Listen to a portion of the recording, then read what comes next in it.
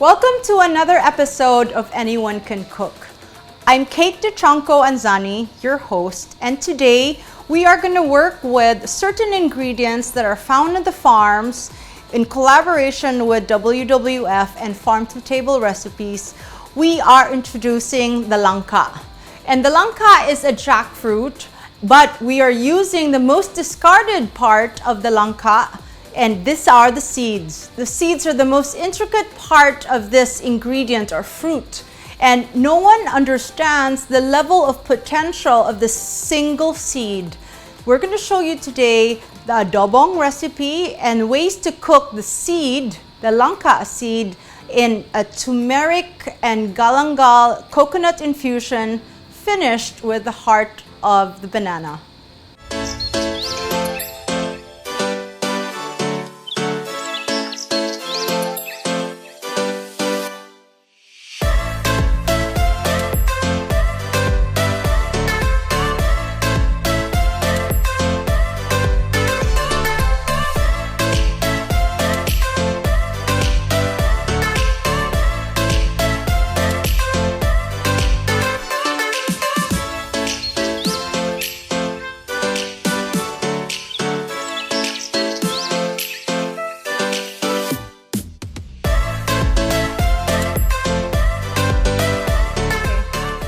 The ingredients needed for this dish, we are making an adobong langka, they call them Nangka seeds. So you need the seeds of the langka, which are about 1 inch long. And in the whole jackfruit, you would probably get 150 to 200 seeds. So when that gets dissected, you separate the seeds. So I have one that is raw, and I have a cooked variation which has been boiled for 30 to 40 minutes and just over a high heat. The next ingredient is your heart of banana, which is puso ng saging. And you'll find the whole heart actually needs to be taken away from its layers of skins, and then you get to its core component, which is the core of the heart. And these are the ones that is edible and you can cook through. So you have to peel maybe about 10 different layers before you get to the heart. The third ingredient, you just got onions and garlic and bay leaves, and the combinations of the coconut, which is the coconut cream and the coconut milk that you extract from a whole mature coconut. It goes through a kind of grating. I always like fresh, right? So a kind of grating that is submerged in 1 to 2 cups of water to begin, and then you squeeze the coconut milk out of the grating. And of course, you need the base of any adobo recipe, which is the vinegar. I like using rice vinegar. You can choose to use apple cider. You can choose to use pinakurat. Whatever floats your boat on the vinegar side. And you use a base soy sauce. So these ingredients are the components of the adobo. Then I take it to another layer of adding turmeric to our dish with the coconut. That's going to create 2 different and very tangent flavors from the soy to the turmeric. That's going to give another addition and complexity of a bite to the dishes you serve with the langka seeds. So come journey with me after you get all of that into the kitchen as we begin and journey through the makings of this unique dish. Okay, so we have the base of all the ingredient in the jackfruit seeds, and you'll see I have with me the seeds that have gone through the boiling stage, and it's semi-cooked. And if you look at that, there's an outer skin that discards itself, and you might want to have to remove it, or if you can't, you choose to cook it as is, and eventually the skin comes out. So you'll find the seeds that are here, and I'm just going to bite into it to explain to you the the flavor profile of these seeds. It's almost like a nut family, very high in nutrition, to be honest. And it has a chalkiness like a chestnut. And pure health, pure origin of savory. And that's such a nice base of an ingredient to mix sauces in. So we are gonna make today adobong langka, but only the seeds. And the second variation of the seeds is a turmeric langka, right? So let's continue as you watch me peel the seeds and we create two variations. So the remainder of my seeds is gonna go into the dish unpeeled. And you'll find, even if you make this happen, the seeds unravel itself and they peel themselves through. So the first layer of skin comes through and you'll have to fish it out of your casserole. So you may need just base ingredients of onion and garlic, and just discard. You want the onion to be cut in a dice, and the harder outer skin needs to be taken away.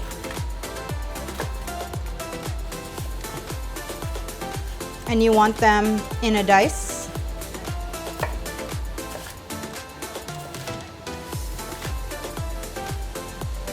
The onion, you just want them in a dice. And this is the way to get the onion so you're not frying in between. So you just create pockets and lines. You want to do this simultaneously. I'm going to divide that into two pans. A little bit of olive oil to one pan.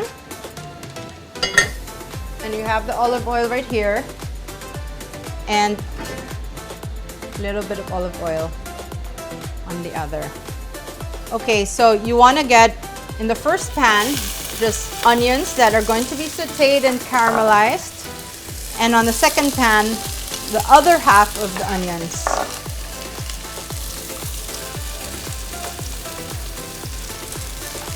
I'm going to add 2 bay leaves to the dish that we're going to do the adobo, and I'm going to add a turmeric on the other pot.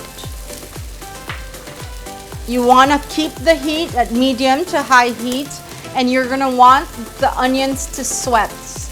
And the sweating actually achieves a sweetness and flavor that's going to add a dynamic composition to the dish. And I can smell the turmeric, and if you look, there's a change of color from just the clear and the turmeric. So you get your seeds, and these are the peeled seeds, and they're going to go half in the pot, and I'm going to get the other ones in the other pot. So mind you, I haven't peeled them all because some are hard to peel, so some are going to have the first layer of skin on the pot. And that's okay too, because as it cooks through, you will find the skin actually reels itself and, goes to the top. And we get the seeds in there. And because we've already gone through the cooking process of having them half cooked, you don't need to go through the longer period of having them sauteed. What you want to do is get the flavors incorporated from the turmeric. And if you look at the turmeric, it's beautifully golden yellow. And the other one with the bay leaves, it's just with the savory scent of the bay leaf, which is herbaceous. We're going to add to the bay leaf, of course, the main ingredient of any adobo is soy sauce, right? So 1/3 cup of soy sauce. I used a light soy sauce, so that's going in. to the nangka, and I add about 3/4 cup of your favorite vinegar. I used pinakurat and I blended it with rice vinegar, and that's gonna go so beautifully because that's gonna create the acidity to the bite into the adobo.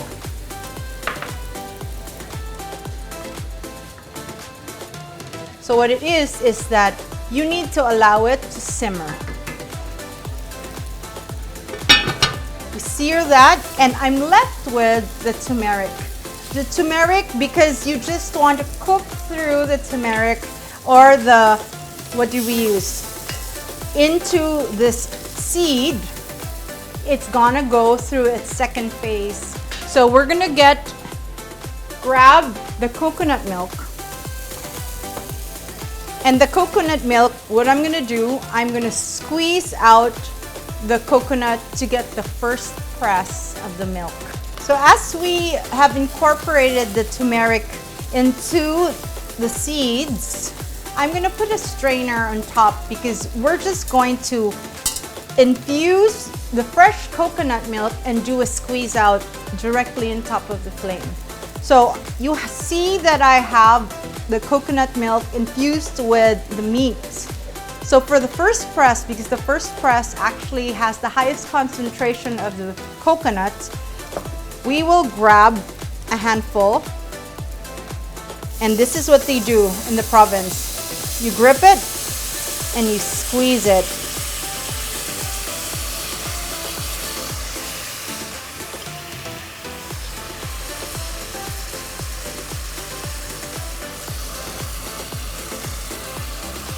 And you grab it and you squeeze it.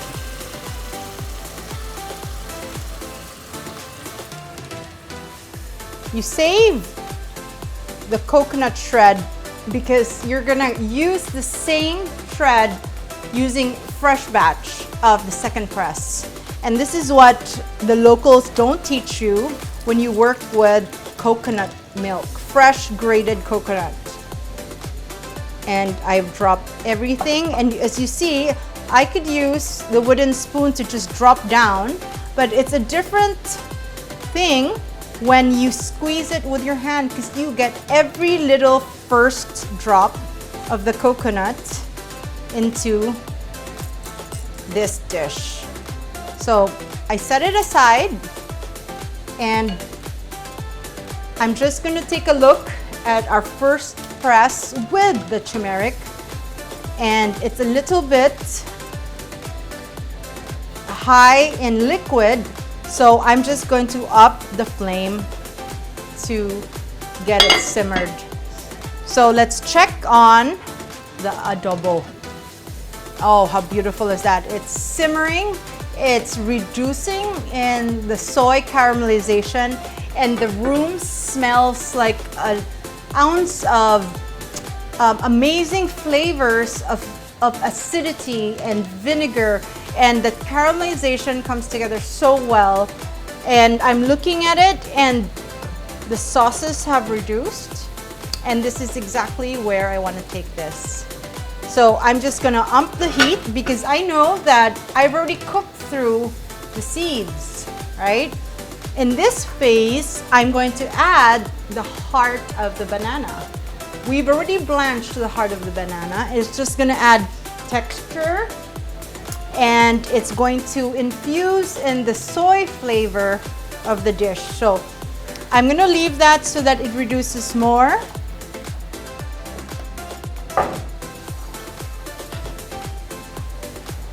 And the heart of the banana is so special because it resembles the texture and mouthfeel of an artichoke. And it's so versatile that any flavor you add to it will only accentuate the flavor profile. And because we have the vinegar in there and we have the soy, that's going to be a beautiful mix as we finish the dish. So this banana, I'm just going to cut into a wedge. If you look at that, you almost think it's an artichoke. So interesting.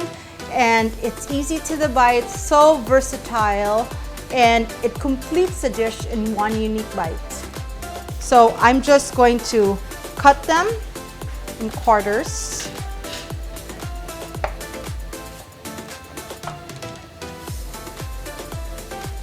And if you look at that, they even resemble an endive and an artichoke at the same time. So I want to make sure that the dish comes together on its right chemistry of the composition of the soy and the vinegar. So this is the part you have to taste. We added only acidity, and the salt comes from the soy. There is zero sugar. So sometimes it overpowers, the soy overpowers the vinegar, and you want to make sure to balance the dish. In this phase of the adobo, you're gonna take coconut cream and dilute the powerful flavors of the soy. So what we're gonna do now, we're gonna actually check on the final touch, and if you will look at that, how amazing is this dish, because the caramelization of the coconut have gotten and reduced, and it has reached the creaminess and the texture of a beautiful jus. Jus means reduced concentration of flavors of a sauce, basically. So while we're at this, we're going to get our plates, and we will plate our first assembly of the adobong langka with the heart of puso ng saging, heart of the banana. So when we've established the uniqueness of this dish, we've said that the heart of banana resembles an artichoke. It resembles an endive. So we blanched this and boiled this for about in slow heat for 30 minutes. And if you look at that, the reason why I do not want to incorporate it in that is because it has such a magnificent layer and just look of this overall dish. It is great for vegetarians, and I'm just going to assemble it like that.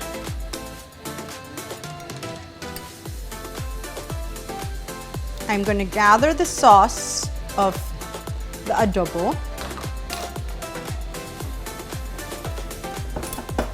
and I take a spoon with the seeds, with the langka seeds,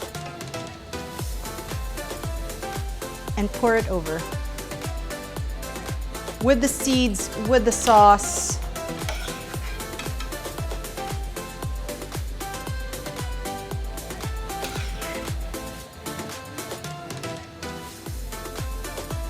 It is such a sophisticated dish and sophisticated ingredient that has never been done this way. And it's always a discarded theory.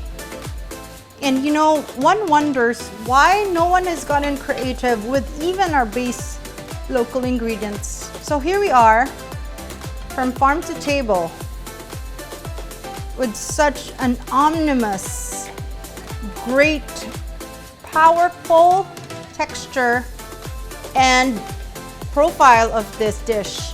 And we're gonna take, I just brought this in, and what it is just basic greens, and they are gonna finish my dish with just, I like using the bok choy. The bok choy has a very unique profile on the tongue, because at certain times of first harvest, the bok choy tops have like a mustard intensity about them. No one has used them in salads. I always have, and they always create that nice twang on the tip of the tongue. So this is where I'm going with it. I take just a scissor and I just do a fine julienne with the scissor with bok choy. And you're like, hang on, what is that? I've never heard it. You should try it at home. I do this with all my salads, bok choy, a nice sesame dressing, and the flavor profile of bok choy has got almost a different bite like a mustard seed. Will you look at that? How amazing is that? Here we are at such a finite level of presentation. Only proves to show that through the local ingredients of the land, you will be able to produce something that you have experienced overseas, such as the artichoke, such as the chestnut. So simple, basic core recipes and base ingredients that most people would throw, which is the seed of the jackfruit. And the jackfruit has been taken so many levels of sophistication with the play of soy, with the play of coconut cream, coconut milk, and all these flavors bring such dynamite awakenings to the heart of the banana. And if you assemble it like this, you could be in any Michelin restaurant, but only you're in your home.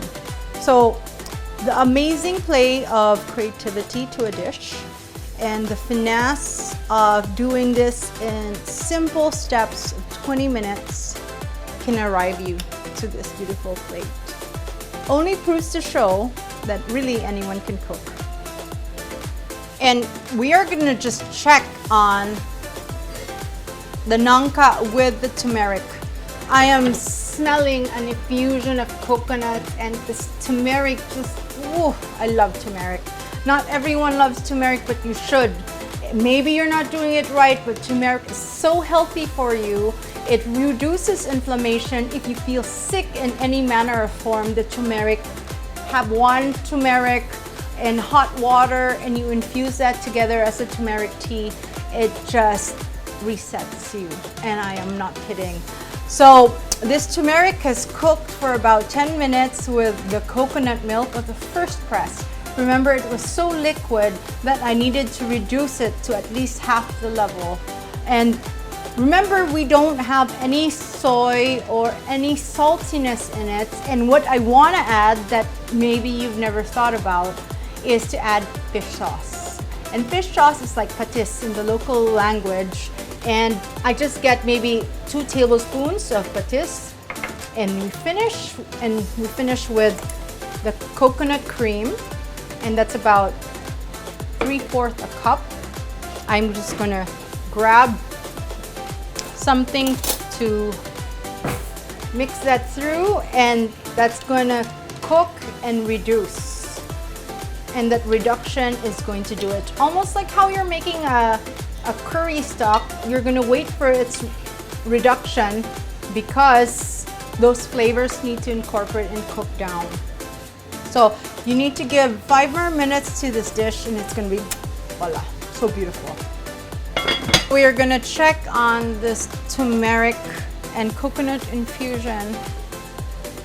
Oh, when you look at that, that is exactly where I want it to be. The coconut has reduced and it's gonna be so special because I could already smell the profumo. How do you explain, like the joys of the cooking it to the finish. So in another pan, so interesting, we're gonna take, you know how we first pressed the coconut and the shreds, I wanna toast it to get the final burnt.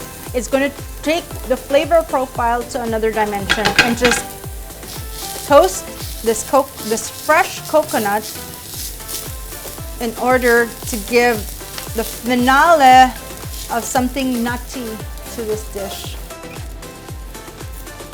You cannot leave your pan just like, because when something toasts, immediately you look away, it's already burnt by the time you get back to it. So with love, I usually like to listen to music and to get it to the finish that I want. So while we do that, let's check on the turmeric. And let us put these nangka seeds as we assemble them into a bowl. And I'm not kidding, when I could smell the infusion, I can almost taste this chestnut just going through. So special. I'm noticing that my coconut is toasted, and I remove it from the heat. And this is a single serve, so I'm gonna take the toasted coconuts, take a spoonful, and just finish the dish just like that. Such a beautiful hearty dish of this unique jackfruit seed infused in the concentrate of a coconut emulsion, finished with this nutty coconut bit. So fresh, so amazing, so many dynamic rules of flavors, and we finish with these pek chai leaves. I love them. I found them in the farm, and so round, fistful. And just, I found one bigger than my face, you know, and nobody finds you can use this as a finishing ingredient. I find it so magical and artistry, so I add them just like that, and I infuse it and just finish the dish like that. So it arrives on your plate, and through the heat, the pet chai actually wilts, and you can eat the pek chai along with this dish.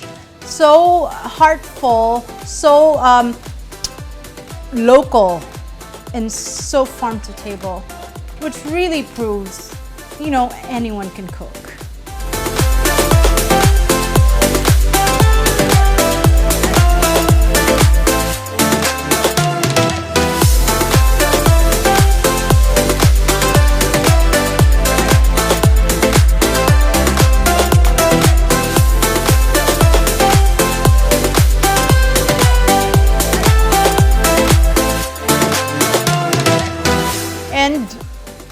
The turmeric Nangka seeds have infused in this beautiful collaboration together in this dish, and oh my gosh, so good. If you haven't done this at home, you should, because the turmeric and the coconut cream and the coconut broth infused into the seed, and the texture of the coconut meat in your mouth just plays with so many heightened dynamics of flavor. And as we taste the seed, it has infused itself with the sauce. My goodness. Hang on, I need a moment. You have this. I don't understand why nobody has cooked this and why this hasn't become a national dish. It just plays with your mind and brings you back to childhood play. I don't know if you've ever had memories eating the ripened jackfruit as the fruit and just discarded the seeds. I remember just biting into the whole thing, and done this way, it's so special. No other country, if I could say, is able to do this dish as well as we do. So this, for me, is a winner. We're gonna go now to what we have, the heart of the banana, that is cooked adobo style, like in an adobo cream. Then the cream comes from the coconut, and with the seeds of the langka. I'm gonna taste it with the langka initially. Wow, completely different from the first dish, because we use the acidity of this dish and it reduced in concentration. So initially the shock is in the tongue. It's pungent, it's acidic, it's creamy at the same time. And let's try that with the heart of the banana. Usually the heart of the banana, I'm only used to kinilaw or a ceviche with coconut and vinegar. But because we cooked it through, it almost has like the roll of a salad with like a cream. So in this case, it's like with an acidity, like a vinegar cream. Oh my goodness. I don't know why this hasn't been served in tables. This will speak volumes of culture, volumes of how united we stand in provenance. I just want to say, before we close this episode, it's been such a pleasure to be discussing flavors, to be discussing provenance, to be arriving to a place of origin where we belong, because we do belong here at Anyone Can Cook. I'm Kate Dychangco-Anzani, and I'm your host. Join me again as we explore the lands, our heritage, and provenance in the Filipino culture.